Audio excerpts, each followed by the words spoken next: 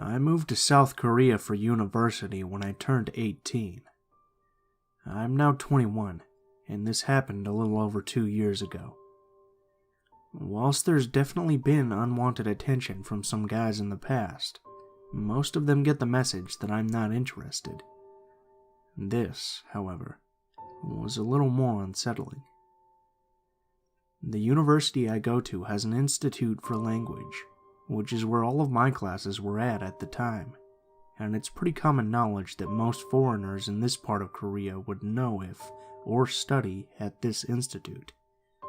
It's not abnormal for me to receive random Facebook friend requests from guys wanting to learn English or make foreign friends.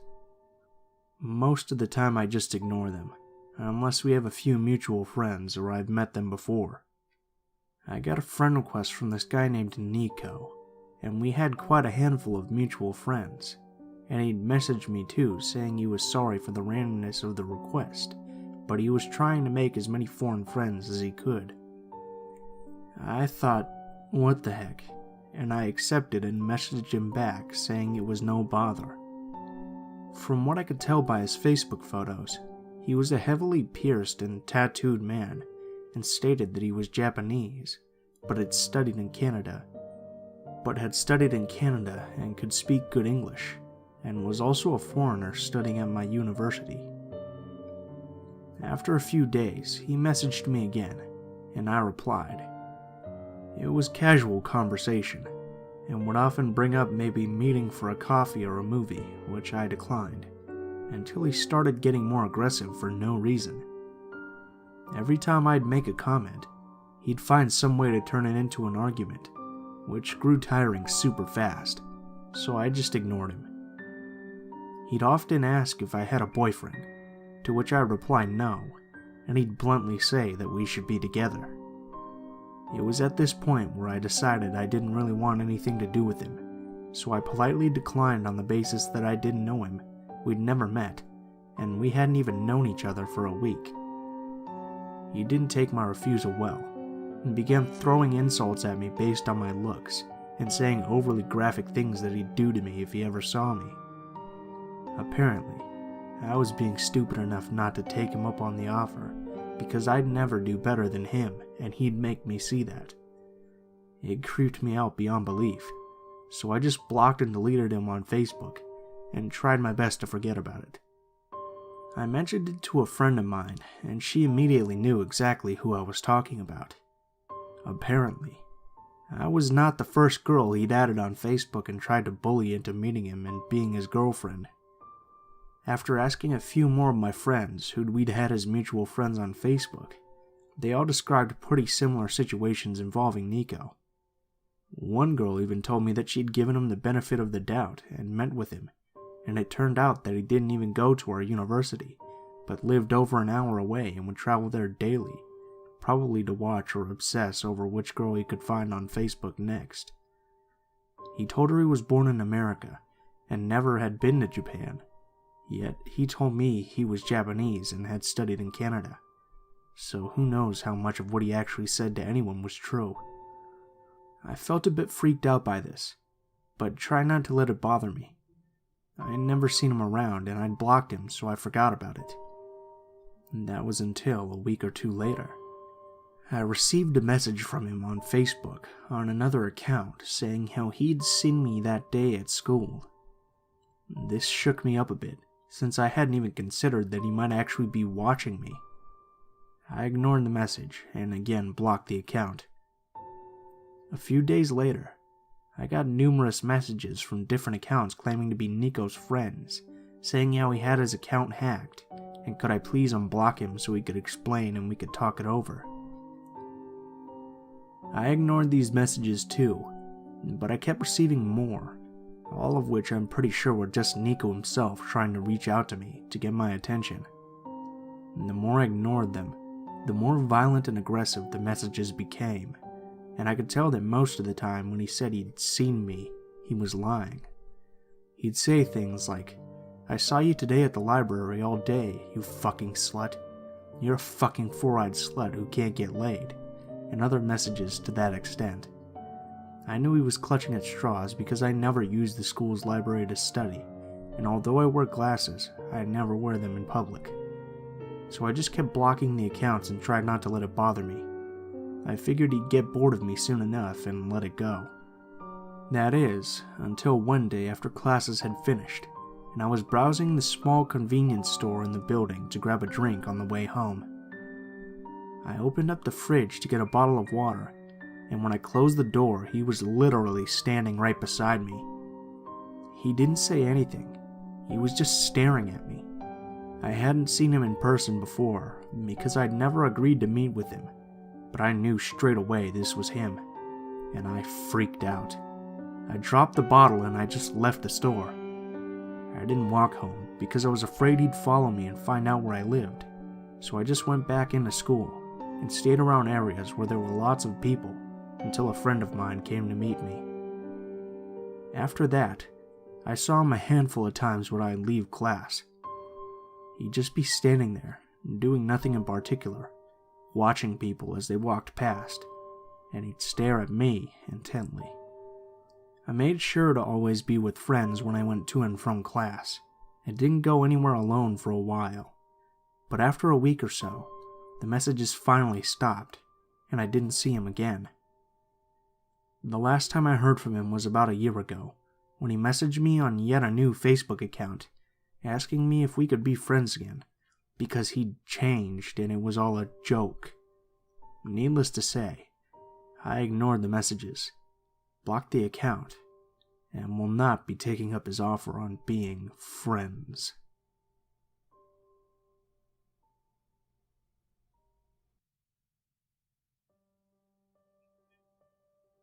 Okay, so this all happened a few years ago, and only stopped about 4 months ago. I feel like enough time has passed to justify talking about it, considering the depths this guy went to trying to get a hold of me. It all started around late 2013, when I still attended these sad, if somewhat fun, meetups that were organized through Tumblr and the like. Teenagers aged 13 to 19ish would meet up and smoke and drink, and generally just be social as hell. Everyone would wear awesome clothes, and considering that I grew up in Britain, there would often be a range of cultures and underground fashion type cliques and groups there, such as punks, decor girls, etc. It all went well, and between squat raves and these meetups, my young bored self was pretty content. I had briefly ran away from home during this time, and stayed either in my grandparents' flat, on a random sofa somewhere, or just walked around London all night. This gave rise to other creepy encounters I'll talk about sometime. Generally speaking, I'm a pretty intimidating looking guy. I'm 6'4", and had most of my hair shaved off into a mohawk at the time when this took place. Anyway, one day, when I was at one of these meetups, my friend Moonshine handed me a bottle of homemade booze and told me to come over and say hello to his friend. And generally speaking, I'm pretty social, so I thought this was okay. I wander over, and to my 16-year-old surprise, this guy looks much older, about 22 or 23, and has a totally shaved head and this kind of deadly black rubbed out stain under both of his eyes. We get to talking for a while, and he told me his name, and that he worked closely with the BBC. We ended up talking about the media industry, and one of the best places to go for media work would be. And generally, I felt like my first impressions of him were wrong. So after about 15 to 20 minutes of casual conversation and weird Russian cigarettes, we all decide to go chill in the Macy's next door, wherein I take out my diary and make a note of how I feel and what I'm doing. Note, I'm keeping a diary for some reason at this point in my life, probably some stupid teenage thing. I don't remember why really.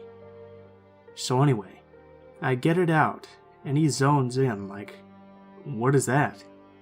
Do you write? Can I read it?" And I felt very uncomfortable. I let him flick through it though. He then said something about how he felt we had a communicative connection, and gave me this look like he'd found some sort of gold mine. Needless to say, I wished the book back off of him, and sit next to my friend Moonshine for the rest of the meal. Before I leave though, I stupidly agreed to exchanging Facebooks. I thought, what's the worst possible thing that could happen? My friend vouches for him, and says he's cool, so I see no issue here. Later that night, I find a stranger to give me some cigarettes, and then I wander home and don't think about it for another 2 months. This is when it gets really weird. He likes every single one of my photos on Facebook, and messages me to say how rare it is to meet someone so beautiful. I don't know how to respond, but I didn't assume he was talking about how I looked, and was just trying to say something about how I behaved or my personality or something, which even then I found pretty excessive. After a while he starts making small talk, and hinting here and there that he's into kink, which, considering I'm already uncomfortable around him, makes me feel even more And then, one day, he messages me out of the blue to tell me about all of his fetishes, and how he wants to tie me up in a leather coffin suit and piss on me. Suddenly alarm bells and sirens and red flags and everything just go off at once, but I try to give it as much benefit of the doubt as one can brush off. I tell him I'm not really interested, and that seems to put him into a really shitty mood. I forgot to mention that I Skype a lot, so if I talk to people online, it's usually through Skype. One time when I was Skyping, this guy told me that he was home at his apartment after a huge party, which seemed pretty normal for a 23-year-old. But then he started having an off-camera conversation with his mother, which didn't quite seem to match up with his supposed media high life. Anyway, I stopped Skyping him after the piss and leather incident, but he keeps messaging me. A lot. Almost to the point that, without replying at all, I'm getting 20 to 30 random messages a day asking me all kinds of questions about where I live and what I do. One day, he reveals to me that he's written me something, which I'm surprised by, so I actually read it. It's a 3-page long detailed description of me sitting at a cafe and smoking a cigarette that previous morning, with a bunch of random sexualized content attached to it. Normally I just brush it off, but it was about me at a cafe in London that he obviously waited for me at, just so he could watch me. At this point, I decide that enough is enough, and I get him off of my social media. My friend Moonshine got a hold of me a few weeks later to tell me that he'd been writing a blog about me, with detailed sexual fantasies involving my bodily affluence and other various forms of restraint. I've since had all lines of communication blocked, and ensured that even if he wanted to, he couldn't communicate with me, or know where I am. His friend also gave him the bollocking of a lifetime, and basically taught him about the concept of stalking, and why his behavior was fucked up.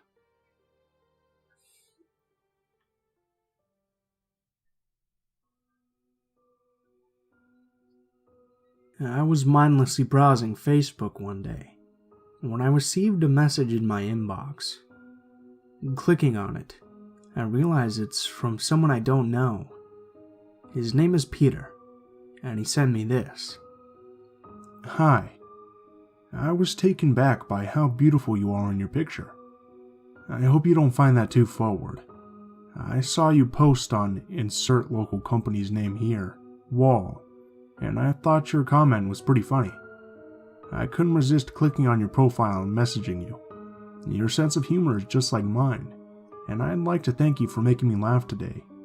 I just lost my mother a few months ago, and I've had a hard time with it. I can't remember the last time I even smiled, let alone laughed. So thank you. Now normally, I don't reply to messages from people I don't know, but I felt bad for this guy. I thanked him and told him I was sorry for his loss, and that I was glad I made him laugh. But once he sent me a friend request, I had to let him know that I didn't have any intention of adding him, as I only use Facebook for people I know. He said he understood, and we said our goodbyes.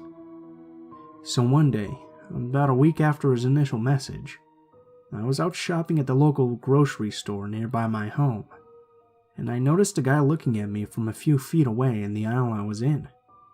I looked and smiled nervously, as I'm somewhat shy and socially awkward, and he smiled back and then looked at what was in front of him. He looked familiar, but I couldn't quite place my finger on it. I checked out my groceries and went home, and after putting all my groceries away, I sit down and log into Facebook to see I have a message. It was from him. I liked the dress you wore today. It fits your body nicely. Thanks for smiling at me. It made me feel special. I didn't realize it was him at the store, but seeing his picture again on Facebook definitely matched the guy in the store. I was sort of sketched out by this, but it could have just been a coincidence. I chose not to reply just to be safe. About another week goes by, and I haven't heard from that guy again. I was out with some friends at night at a park, just hanging out on the swings like we did when we were teenagers, when I noticed someone in the distance. They were walking towards the park. My friends and I got kind of spooked and went quiet. I realized when the person was close enough that it was Peter. I tell my friends in a quiet voice, "Don't panic, act natural, but we need to leave now. Get in the car." They didn't argue, and we all got in the car and drove away. Peter was gone. I told my friends who it was and what had been going on. They told me I was just being paranoid. Then, I got a message on Facebook again, and it was from him. So, do you go to the park often? I noped the fuck out and replied with this: "Do not message me ever again. My boyfriend is aware of the situation, and he's a police officer. Leave me alone." I blocked him, and even though I made up the boyfriend thing to scare him, it must have worked, because I haven't heard from him or seen him again in months. I live with 3 people who all know what he looks like and know about the situation, so they keep a lookout and nothing suspicious has happened. But that doesn't mean I don't look over my shoulder every now and then.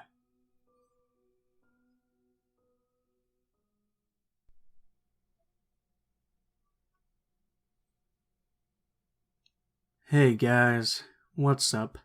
It's Blue Spooky here, as always. I just wanted to thank you guys so much for watching, especially if you made it this far to the end of the video. If you enjoyed the video, please feel free to leave a comment below, leave a like, or perhaps share it if you feel so inclined. If you have any particular stories you'd like me to read, or any stories that you'd like to send in, links to my social media will be in the description below. That is my Gmail, Facebook, and Twitter accounts. Go ahead and send me a message on there, and I'll try to read your story as soon as possible. If you do decide to send in a story, please feel free to include in the tagline what the story is about and how you would like to be credited when I list your credits in the description of the video it's featured in. If you have any constructive criticism, please feel free to leave it in the comments below, as I'm always looking for new ways to improve the channel. Thank you guys so much for watching, and I hope you have a great day.